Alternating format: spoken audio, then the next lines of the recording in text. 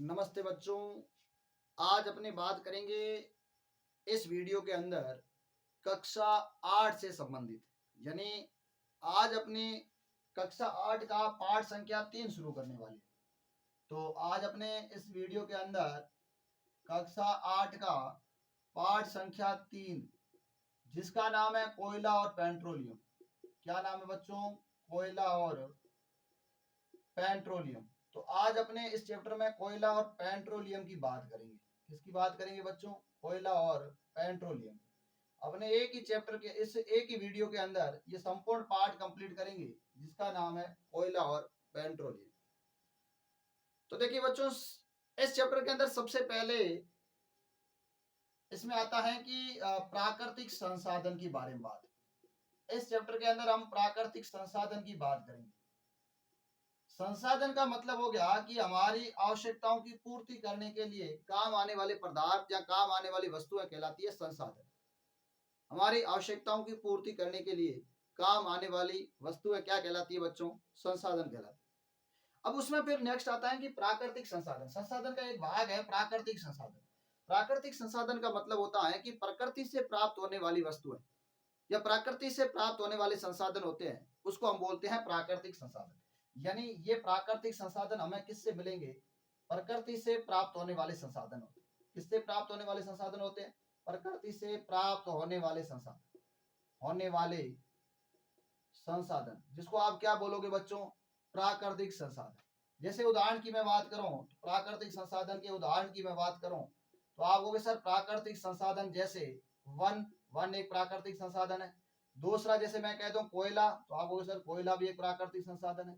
जैसे पेट्रोलियम, तो पेट्रोलियम भी एक प्रकार का प्राकृतिक संसाधन है। तो ये हमारे पास कुछ प्राकृतिक संसाधन के उदाहरण हो गए।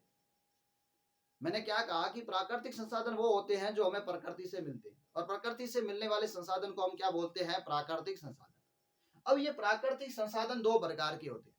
देखिए बच्चों, ये प्राकृतिक संसाधन दो प्रकार के होते हैं। इनको हम दो प्रकार से पढ़ते हैं। एक तो प्राकृतिक संसाधन को हम बोलते हैं एच है प्राकृतिक संसाधन। कैसे प्राकृतिक संसाधन बच्चों? एच है प्राकृतिक संसाधन। एच है प्राकृतिक संसाधन का मतलब हो गया ऐसे प्राकृतिक संसाधन है जो समाप्त होने वाले नहीं। जो समाप्त होने वाले प्राकृतिक संसाधन नहीं है, ऐसे प्राकृतिक संसाधन को हम बोलते हैं एच है प्राकृतिक संसाधन। यानी वह प्राकृतिक संसाधन है जो समाप्त होने वाले नहीं। और दूसरे होते हैं प्राकृतिक संसाधन जिसको हम बोलते हैं समाप्त होने वाले प्राकृतिक संसाधन। समाप्त होने वाले का मतलब हो गया कि अगर आप उसका सही उपयोग नहीं कर रहे हो, सही तरह से उपयोग नहीं कर रहे हो, तो एक समय ऐसे आ जाएगा जहां वो प्राकृतिक संसाधन समाप्त हो जाएंगे। तो हमारे दो तरह के प्राकृतिक संसाधन आते हैं, एक समाप्त होने वाले और दूसरे एच है यानी समाप्त नहीं होने वाले। अब एच है प्राकृतिक संसाधन की बात करूं, जो समाप्त नहीं होने वाले संसाधन की बात करूं, तो उसमें उदाहरण आता है जैसे सूर्य का प्रकाश। इसमें उदाहरण आता है सूर्य का प्रकाश। सूर्य का प्रकाश ये एक प्रकार का एच है प्राकृतिक संसाधन का उदाहरण होगा। जैसे सूर्य का प्रकाश हो गया। जैसे एक दूसरा उदाहरण की बात करो तो आप कहोगे सर हवा है, तो हवा भी एक प्रकार की एच है प्राकृतिक संसाधन का उदाहरण हो जाएगा, जो नहीं समाप्त होने वाले प्राकृतिक संसाधन का उदाहरण हो जाएगा। दूसरा आता है कि समाप्त होने वाले प्राकृतिक संसाधन की बात करें, तो समाप्त होने वाले प्राकृतिक संसाधन के उदाहरण की बात करें तो इसके उदाहरण जैसे आप कह रहे हो कि सर कोयला है। कोयला एक प्रकार का समाप्त होने वाला प्राकृतिक संसाधन है। दूसरा इसमें जो पेट्रोलियम है, तो पेट्रोलियम भी एक प्रकार से समाप्त होने वाला संसाधन है। और तीसरा उदाहरण आता है पेट्रोलियम गैस। और जो पेट्रोलियम गैस है ये भी समाप्त होने वाला प्राकृतिक संसाधन है। यानी इन प्राकृतिक संसाधनों को अगर हम सही तरह से उपयोग नहीं करें, इनका अगर हम सही तरह से उपयोग नहीं करेंगे, तो ये ऐसे प्राकृतिक संसाधन है जो समाप्त हो जाएंगे। तो हमारे इस चैप्टर के अंदर बच्चों हम समाप्त होने वाले प्राकृतिक संसाधन की बात करेंगे। यानी हम समझेंगे कि प्राकृतिक संसाधन जो समाप्त होने वाले हैं उनका निर्माण कैसे हुआ है, उनको निर्माण होने में कितना समय लगा, उनका निर्माण कैसे हुआ है। और अगर हम इस तरह से उन संसाधनों पर ध्यान नहीं देंगे तो एक समय आएगा जब ये प्राकृतिक संसाधन समाप्त हो जाएंगे। तो हमें उन संसाधनों को समझना जरूरी है कि वो संसाधन कैसे उनका निर्माण हुआ है, कौन कौन से वो प्राकृतिक संसाधन। तो समाप्त होने वाले प्राकृतिक संसाधन तीन तरह के होते हैं, कोयला, पेट्रोलियम और पेट्रोलियम गैस। तो हमारे इस चैप्टर में अब हम इन तीनों संसाधन के बारे में पढ़ेंगे। हम एक एक करके इन तीनों संसाधन की बात करेंगे। किस किस की बात करेंगे? कोयला, पेट्रोलियम और पेट्रोलियम गैस की बात करेंगे हमारे इस चैप्टर के अंदर। तो हम सबसे पहले लेते हैं कोयला। सबसे पहले हम लेते हैं किसको बच्चों? कोयला। तो अगर मैं बात करूं कोयला क्या होता है, तो आप कहोगे सर कोयला एक कठोर काले रंग का पदार्थ होता है। कैसा पदार्थ होता है बताओ? कठोर। कठोर यानी पत्थर जैसा कठोर। किस जैसा कठोर? पत्थर जैसा। पत्थर जैसा कठोर, कठोर काले रंग का पदार्थ होता है। काले रंग का, काले रंग का पदार्थ होता है। लगभग सब जानते हो कोयले को, पदार्थ होता है। तो अगर मैं आपसे पूछूं कोयला क्या होता है, तो आप कहोगे सर पत्थर जैसा कठोर काले रंग का पदार्थ होता है, उसी को हम क्या बोलते हैं? कोयला। अब इस कोयले का हमारे से उपयोग पूछ लेते हैं कि इस कोयले का उपयोग किसमें किया जाता है। ये कोयला जो समाप्त होने वाला प्राकृतिक संसाधन है, ये हमारे क्या काम आता है, इसका उपयोग किसमें करते हैं? अगर हम इस काले रंग के कठोर पदार्थ के उपयोग की बात करूं, यानी कोयले के उपयोग की मैं बात करूं, तो कोयले का उपयोग बच्चों एक तो किया जाता है खाना को पकाने के लिए। किसको पकाने के लिए? खाने को पकाने के लिए। एक तो इसका उपयोग किया जाता है खाने को पकाने के लिए। अगर हम खाने को पका लेना चाहते हैं, तो खाने को पकाने के लिए ईंधन के रूप में, पकाने के लिए ईंधन के रूप में हम किसका उपयोग कर सकते हैं? ईंधन के रूप में, ईंधन के रूप में हम किसका उपयोग कर सकते हैं? कोयले का। दूसरा, दूसरा बच्चों जो कोयला है, इस कोयले का उपयोग प्राचीन काल में या पुराने समय में रेल इंजन को चलाने के लिए, जो रेल इंजन है, इस रेल इंजन को चलाने के लिए भी, किसको चलाने के लिए बच्चों? रेल इंजन को चलाने के लिए, रेल इंजन को चलाने के लिए, चलाने के लिए किसका उपयोग किया जाता था? कोयले का उपयोग किया जाता था। इसके साथ साथ तीसरा इस कोयले का उपयोग है बच्चों, तीसरा इस कोयले का उपयोग विद्युत के निर्माण में भी किया जाता था। जो संयंत्र होते थे, उन संयंत्रों के अंदर कोयले को जला करके विद्युत उत्पादन में, तो तीसरा उपयोग की बात करूं तो मैं कह रहा हूं कि तीसरा इसका उत्पादन है विद्युत उत्पादन में। तो अगर सीधा क्वेश्चन आ जाए कि कोयले का उपयोग किसमें करेंगे? विद्युत उत्पादन में, तो आपको ये तीन बातें याद रखनी कि सर कोयले का है वो कठोर पत्थर जैसा काले रंग का पदार्थ होता है कोयला। इस कोयले का उपयोग है वो खाना पकाने के लिए ईंधन के रूप में किया जाता है। दूसरा इसका उपयोग रेल इंजन को चलाने में किया जाता है। और तीसरा इसका उपयोग बच्चों विद्युत उत्पादन में, जो बड़े संयंत्र होते हैं उसमें कोयले को जला करके विद्युत उत्पादन किया जाता है। तो ये तीन कोयले के उपयोग हो गए कि कोयले का उपयोग हम कहाँ करते हैं। इसके बाद नेक्स्ट आता है बच्चों कि ये तो हमें समझ में आ गई कि कोयला क्या होता है, कोयले का उपयोग किसमें करते हैं। अब हमें ये बताइए इस कोयले का निर्माण कैसे होता है। तो अब हम बात करते हैं कोयले के निर्माण की, कि इस कोयले का निर्माण किस तरह से होता है। अब देखिए अगर हम कोयले के निर्माण के प्रक्रम को समझते हैं, तो नेक्स्ट हमारी हेडिंग रहेगी कोयले का निर्माण। किसका निर्माण बच्चों? कोयले का निर्माण। तो कोयले के निर्माण की कहानी को हम समझते हैं कि कोयले का निर्माण किस तरह से हुआ।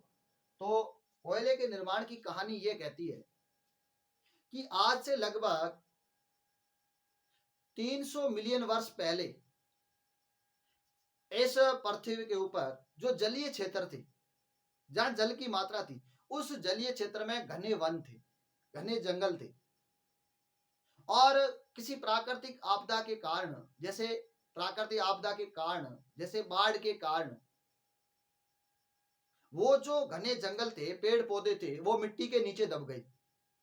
और मिट्टी के नीचे दबने से क्या हुआ कि जैसे जैसे मिट्टी की परत आती गई, तो वो जो पेड़ पौधे घने जंगल थे वो मिट्टी के नीचे दबते गए और उसके ऊपर मिट्टी आती गई। और जैसे जैसे वो नीचे गहराई में चले गए, और नीचे गहराई में ताप और दाब के अधिक होने के कारण जो पेड़ पौधे थे वो कोयले में बदल गए। वो पेड़ पौधे किस में बदल गए? कोयले में।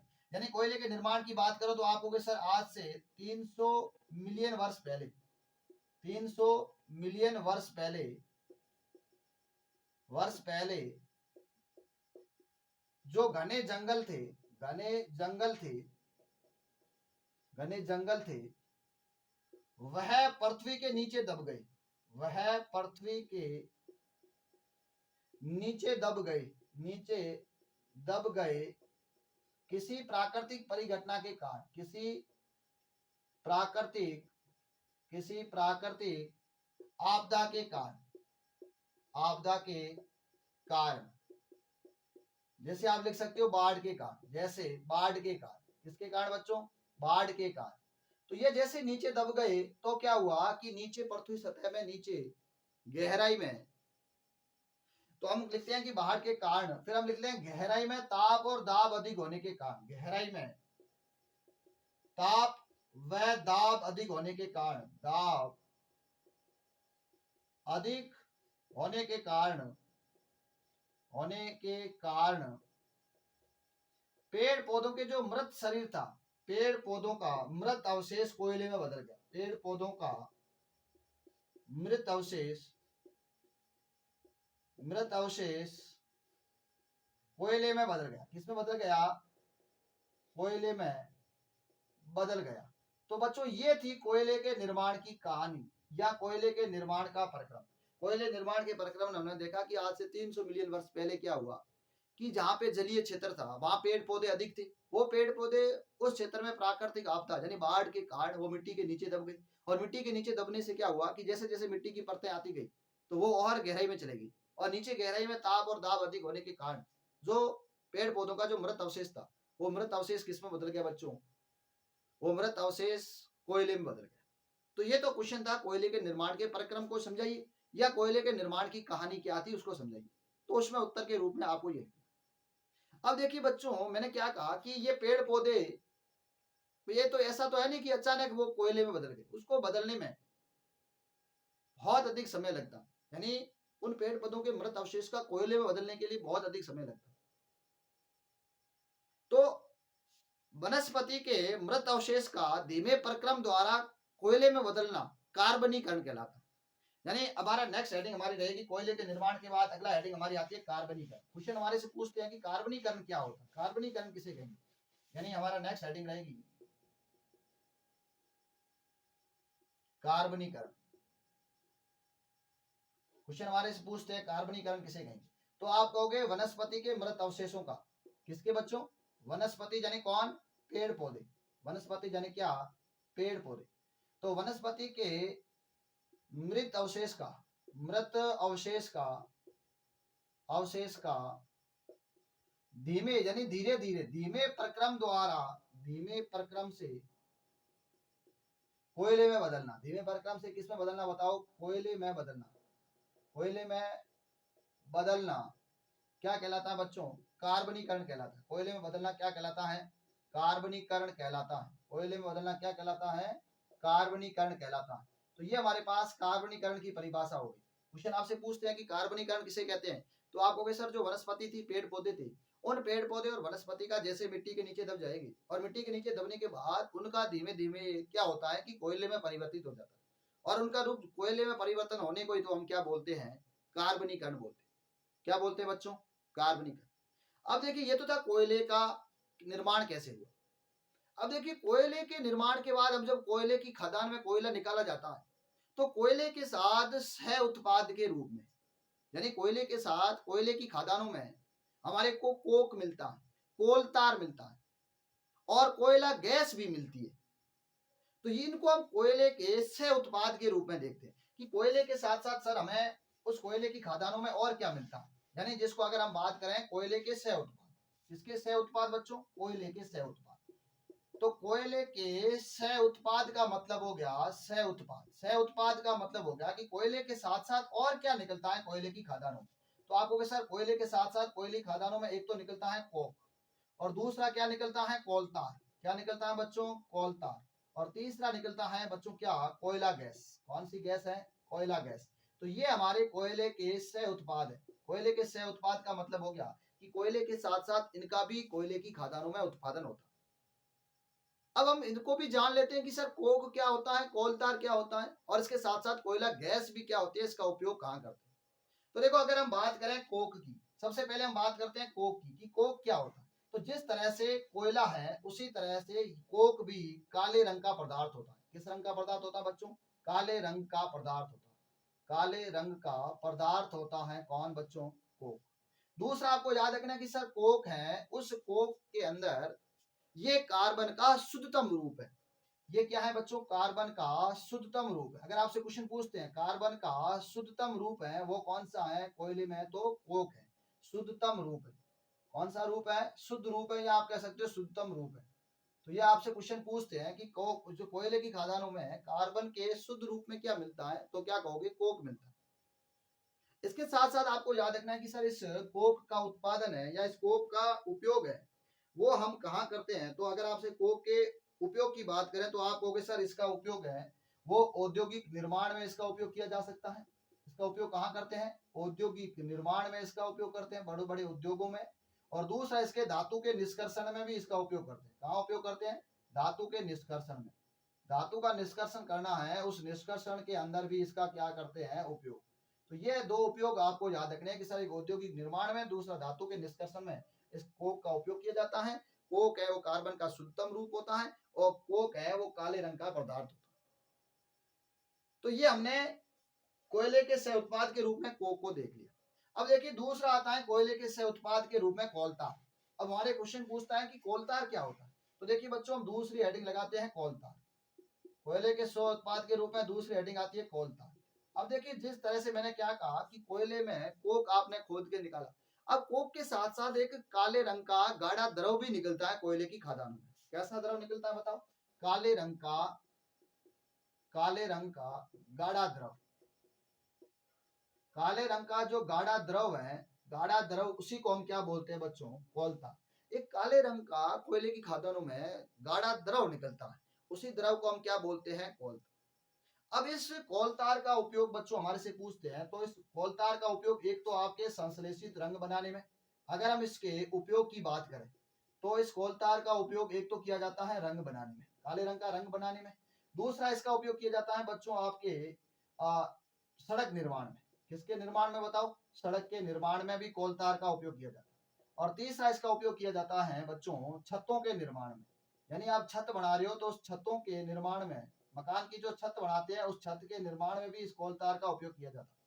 तो ये बात होगी कोलतार की। आपने कहा सर काले रंग का गाढ़ा द्रव होता है और इस कोलतार का उपयोग है वो रंग बनाने में, संश्लेषित विभिन्न प्रकार के रंग बनाने में, दूसरा सड़क निर्माण में, और तीसरा छतों के निर्माण करने में भी इस कोलतार का उपयोग किया जाता है।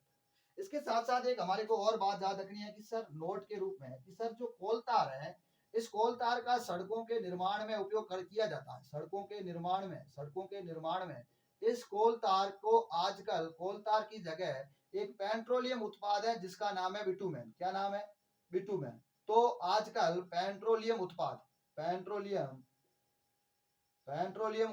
है जिसका नाम है बिटुमेन। क्या नाम है बच्चों, बिटुमेन। तो आजकल इस कोलतार की जगह सड़क निर्माण में किसका उपयोग किया जाता है, बिटुमेन का उपयोग किया जाता है। इसका उपयोग किया जाता है, बिटुमेन का उपयोग किया जाता है। तो मैंने क्या कहा कि कोलतार का उपयोग सड़क निर्माण में करते ही है, तो आजकल इस कोलतार की जगह सड़कों के निर्माण में पेट्रोलियम उत्पाद किसका उपयोग किया जाता है, बिटुमेन का उपयोग किया जाता है। तो कई बार क्वेश्चन आता है कि सड़क निर्माण में पेट्रोलियम उत्पाद जिसका उपयोग किया जाता है तो उसमें आपको करना है बिटुमेन, जबकि कोयले उत्पाद के रूप में वो है कोलतार। कोयले की खदानों में गाढ़े रंग का द्रव जो कोलतार है इसका उपयोग किया जाता था आपके सड़क के निर्माण। तो ये हमारी बात होगी कोयले की। अब नेक्स्ट हमारा इसमें आता है पेट्रोलियम। अब हम कोयले के बाद इस चैप्टर से बात करते हैं हम पेट्रोलियम। तो देखिए अब हम नेक्स्ट हेडिंग लगाते हैं हमारी पेट्रोलियम। इतनी बातें आपको कोयले में याद रखनी है और उसके बाद नेक्स्ट आता है पेट्रोलियम। अब देखो सबसे पहले हम पेट्रोलियम की बात करें तो बच्चों इसी पेट्रोलियम को हम क्या बोलते हैं, इसी पेट्रोलियम को काला सोना भी बोलते हैं। क्या बोलते हैं इसको, काला सोना। इसी पेट्रोलियम को हम बोलते हैं काला सोना। आप कहोगे सर काला सोना क्यों बोलते हैं, क्योंकि इस पेट्रोलियम का बहुत ज्यादा व्यावसायिक उपयोग होता है। इस पेट्रोलियम का बहुत अधिक व्यावसायिक उपयोग होने के कारण इसी पेट्रोलियम को हम क्या बोलते हैं, काला सोना कहते हैं। क्या कहते हैं बच्चों, इसको काला सोना कहते हैं, पहली बात। दूसरी बात याद रखनी है कि सर जो पेट्रोलियम है, अगर इसको हम लिख सकते हैं पेट्रो प्लस ओलियम। क्या लिख सकते हैं इसको बच्चों, petro plus oleum. Petro plus oleum यानी इस पेट्रोलियम को बच्चों हम क्या लिख सकते हैं, इस पेट्रोलियम को अगर हम लिखना चाहें तो हम इस पेट्रोलियम को बच्चों क्या लिख सकते हैं, इस पेट्रोलियम को हम लिख सकते हैं बच्चों पेट्रो प्लस ओलियम। क्या लिख सकते हैं इसको, पेट्रा प्लस ओलियम। तो ये देखो पेट्रा प्लस ओलियम से मिलकर बना हुआ है। किससे मिलकर बना हुआ है बच्चों, पेट्रा प्लस ओलियम से। जो पेट्रोलियम शब्द है, ये पेट्रोलियम शब्द है वो पेट्रा प्लस ओलियम से मिलकर बना। और इस पेट्रा का अर्थ होता है चट्टान। बच्चों क्या होता है इसका अर्थ, इसका अर्थ होता है चट्टान। और ओलियम का अर्थ होता है तेल। बच्चों ओलियम का अर्थ क्या होता है, तेल। अब आप मेरे को बताएं कि अगर मैं कहूं कि पेट्रोलियम का अर्थ क्या निकलेगा, तो आप कहोगे सर पेट्रोलियम का अर्थ निकलेगा चट्टान का तेल। क्या निकलेगा बच्चों? चट्टान का तेल। चट्टान का तेल। तो इसका अर्थ क्या निकलेगा? तो आप कहोगे सर इसका अर्थ निकलेगा चट्टान से निकलने वाला तेल। चट्टान से निकलने वाला तेल। तो पेट्रोलियम चट्टान से निकलने वाला तेल होता है। निकलने वाला तेल। निकलने वाला तेल। तो पेट्रोलियम क्या होता है? चट्टान से निकलने वाला तेल होता है। देखो पेट्रोलियम को हम पेंट्रा प्लस ओलियम से लिख सकते हैं। पेंट्रा का अर्थ होता है चट्टान और ओलियम का अर्थ होता है तेल। तो एक साथ अगर हम पेट्रोलियम के अर्थ की बात करें तो पेट्रोलियम का अर्थ निकल के आता है चट्टान से निकलने वाला तेल। पेट्रोलियम को हम क्या बोलते हैं? काला सोना बोलते हैं। अब हमारे पेट्रोलियम के निर्माण की बात करते हैं। सर कोयले के निर्माण की बात तो हमें समझ में आ गई थी, अब हमें बात कीजिए पेट्रोलियम के निर्माण की। तो देखिए अब आपको नेक्स्ट बात याद रखनी है पेट्रोलियम के निर्माण की। किसकी बात याद रखनी है? पेट्रोलियम के निर्माण। तो देखिए हम बात करते हैं पेट्रोलियम के निर्माण कि इस पेट्रोलियम का निर्माण किस तरह से होता है। तो हम बात करते हैं पेट्रोलियम के निर्माण।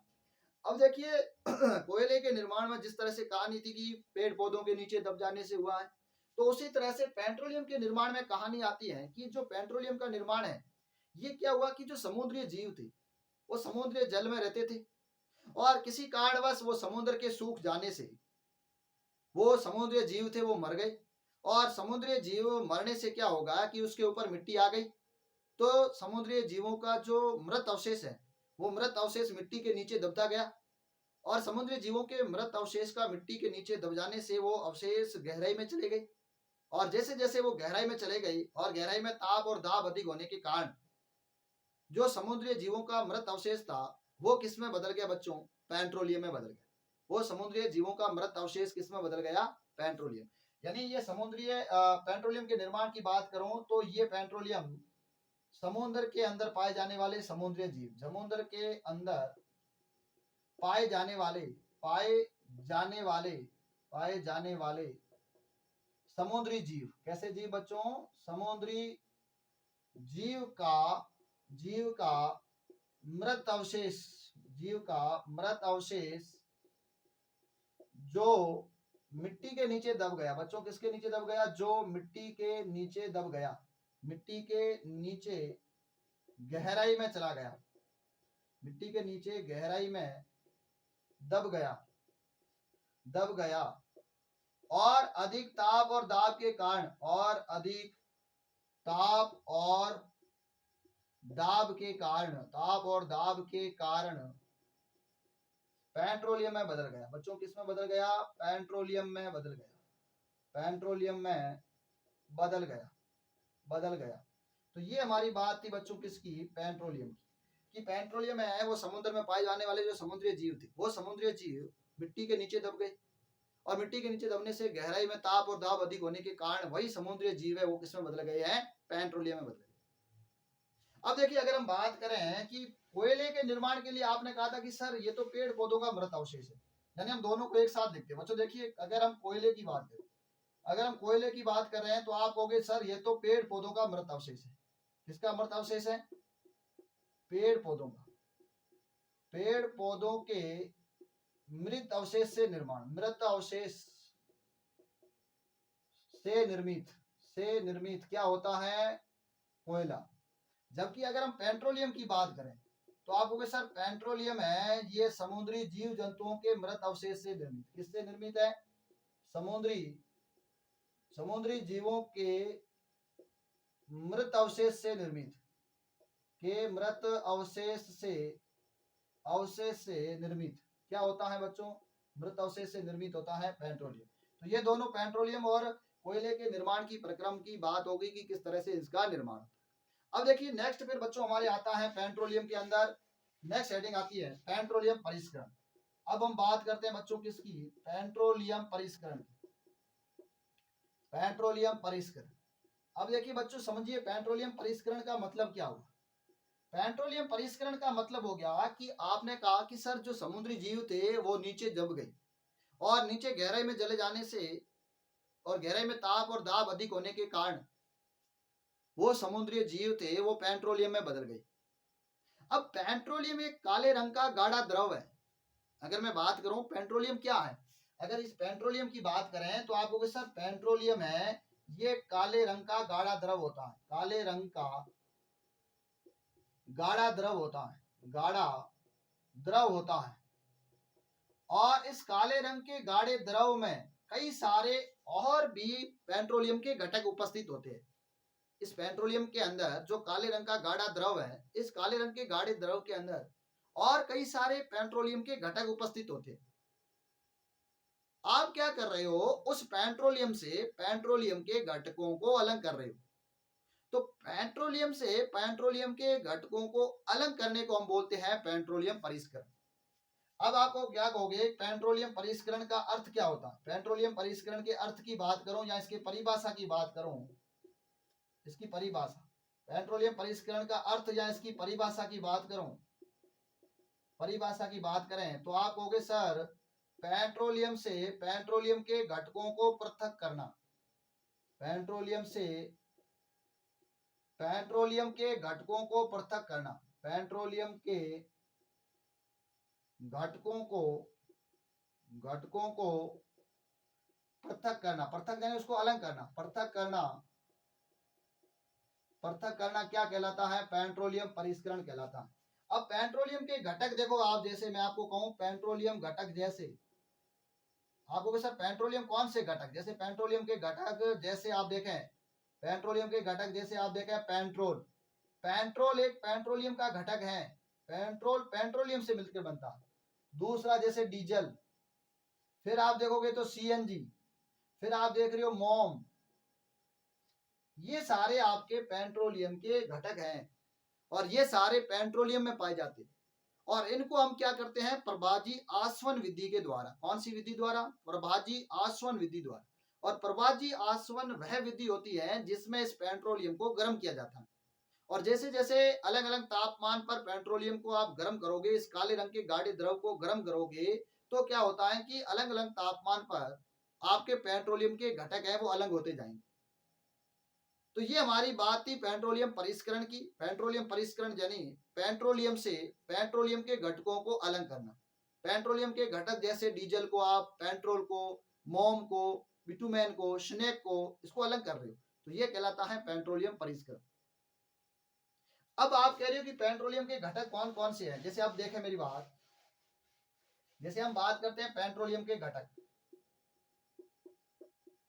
पेट्रोलियम के घटक, पेट्रोलियम के घटक की बात करें तो पेट्रोलियम का घटक जैसे पहला आप कह रहे हो सर पेट्रोलियम का घटक है जैसे डीजल, तो मेरे को आप इस डीजल का उपयोग बताएं, इसका उपयोग कहाँ करोगे? डीजल का उपयोग, इस डीजल का उपयोग कहाँ करेंगे?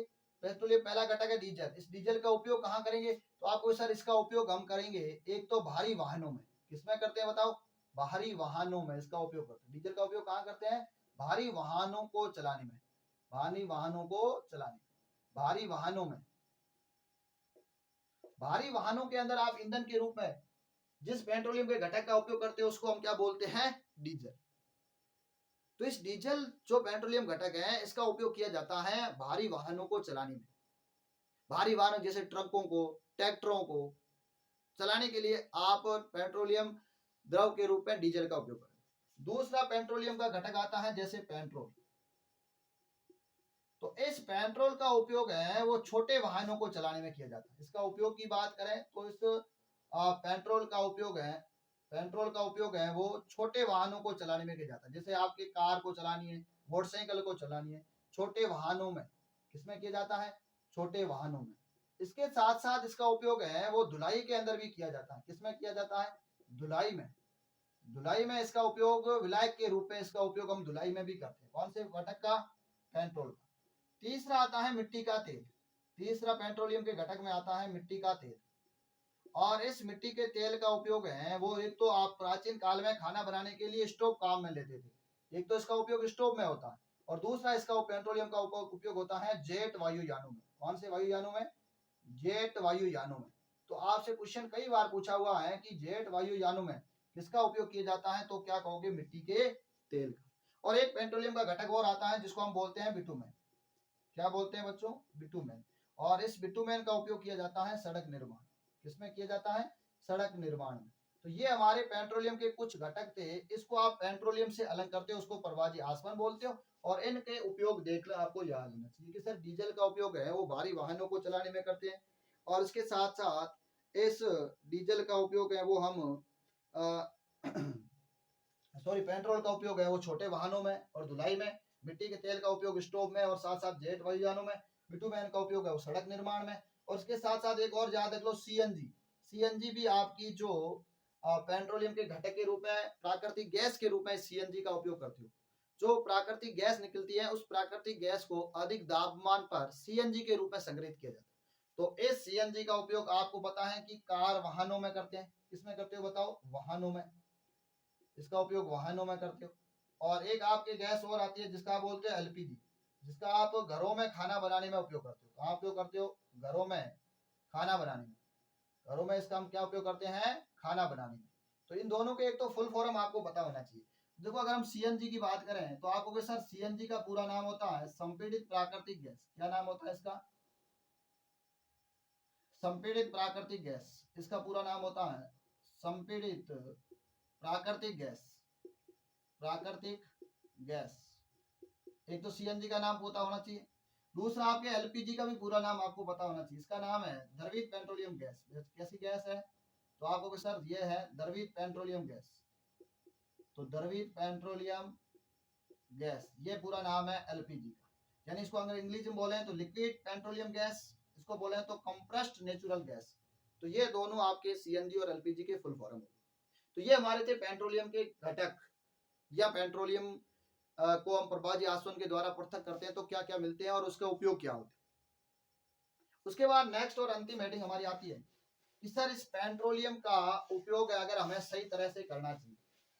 इस पेट्रोलियम का उपयोग अगर हम सही तरह से नहीं करेंगे तो एक समय आएगा जहां पेट्रोलियम है वो समाप्त हो जाएगा। तो एक पेट्रोलियम अनुसंधान संरक्षण संघ है, पेट्रोलियम पेट्रोलियम अनुसंधान संरक्षण संघ, संरक्षण संघ जिसको आप बोलते हो पीसीआरए। ये क्या कर रहा है? पेट्रोलियम को बचाव के उपाय इसने हमें बताए, यानी पेट्रोलियम के बचाव करना चाहिए। इसके हमारे को उपयोग बताया कि पेट्रोलियम का बचाव करना चाहिए। तो पेट्रोलियम अनुसंधान संरक्षण संघ पीसीआरए कहता है कि पेट्रोलियम को आपको बचाना चाहिए, क्योंकि पेट्रोलियम है वो जमीन से खोद के निकलने वाला एक समाप्त होने वाला संसाधन है, और अगर इसका बचाव आप नहीं करोगे तो ये समाप्त हो जाएगा। तो हमें पेट्रोलियम का बचाव कैसे करने चाहिए? क्वेश्चन आपसे पूछेगा कि पेट्रोलियम के बचाव के उपाय आप बताइए, कैसे इसका बचाव कर सकते। तो पेट्रोलियम के रूप में आपको सर डीजल का, पेट्रोल का, सीएनजी का, एलपीजी का, इसका बचाव करेंगे तो हम अपने आप पेट्रोलियम का बचाव हो जाएगा। तो देखो सबसे पहले बचाव के अंदर आता है कि अगर आप अपनी कार को किसी की प्रतीक्षा कर रहे हो, गाड़ी अगर आपने स्टार्ट कर रखी है, तो अगर प्रतीक्षा के दौरान, इंतजार के दौरान आप अपनी कार को, अपनी गाड़ी को बंद कर दें, यानी प्रतीक्षा के दौरान अपनी कार को बंद रखना चाहिए। क्या करना चाहिए? प्रतीक्षा के दौरान गाड़ी को बंद रखें। दौरान गाड़ी को क्या रखना चाहिए बच्चों? गाड़ी को बंद रखें, गाड़ी को बंद कर दें, बंद कर दें। क्योंकि अगर आप प्रतीक्षा कर रहे हो, किसी का वेट कर रहे हो, तो आप वहां गाड़ी को स्टार्ट रखोगे तो आपके फालतू के डीजल या पेट्रोल जल जाएगा, तो उससे नुकसान ही होगा। तो वहां आप गाड़ी को बंद करें। दूसरा आता है कि पेट्रोलियम के बचाव के लिए आपको अपनी गाड़ी को मध्यम या समान स्पीड से चलानी चाहिए। गाड़ी को समान या मध्यम चाल से चलानी चाहिए, समान या मध्यम चाल से चलानी चाहिए, मध्यम चाल से चलानी चाहिए, चाल से चलानी चाहिए, चलानी चाहिए। जिससे क्या होगा कि कम से कम डीजल और पेट्रोल का उपयोग होगा। तो यह दूसरा, इस तरह से हम बचा सकते हैं। तीसरा उपयोग आता है कि हम इसको बचाने के लिए हमें क्या करना चाहिए। तो हमारी जो गाड़ी के टायर है, इस गाड़ी के टायरों में वायु है, टायरों में वायु दाब उचित रखना चाहिए, टायरों में वायु को अधिक रखना चाहिए, वायु को उचित रखना चाहिए, जिससे भी आपके कम से कम पेट्रोल जलेगा, डीजल जलेगा। तो यह तो हो गया हमारा तीसरा उपयोग। और चौथा उपयोग आता है कि हमें हमारी गाड़ी का नियमित रूप से रख रखाव करना चाहिए, गाड़ी का नियमित रूप से रख रखाव करना चाहिए, यानी समय समय पर इसकी मरम्मत करवानी चाहिए, गाड़ी का नियमित रख रखाव करना चाहिए। अगर नियमित रख रखाव करने से क्या होगा कि गाड़ी की नियमित मरम्मत कराने से गाड़ी के अंदर है वो पेट्रोल और डीजल कम खर्च होगा। तो ये कुछ उपाय थे जिससे हम पेट्रोलियम को बचा सकते हैं। तो बच्चों ये हमारा चैप्टर था पाठ संख्या 3 जिसका नाम था कोयला और पेट्रोलियम। तो ऐसे और वीडियो देखने के लिए आप science by Pratap ji sir YouTube channel को सब्सक्राइब करें और सब्सक्राइब करने के साथ साथ आप बेल आइकन को दबा दें, जिससे जैसे ही वीडियो आएगा उस वीडियो का तुरंत आपको नोटिफिकेशन मिल जाएगा और आप घर बैठे कक्षा को देख सकते हो, अपने इस चैप्टर को तैयार कर सकते हो। धन्यवाद।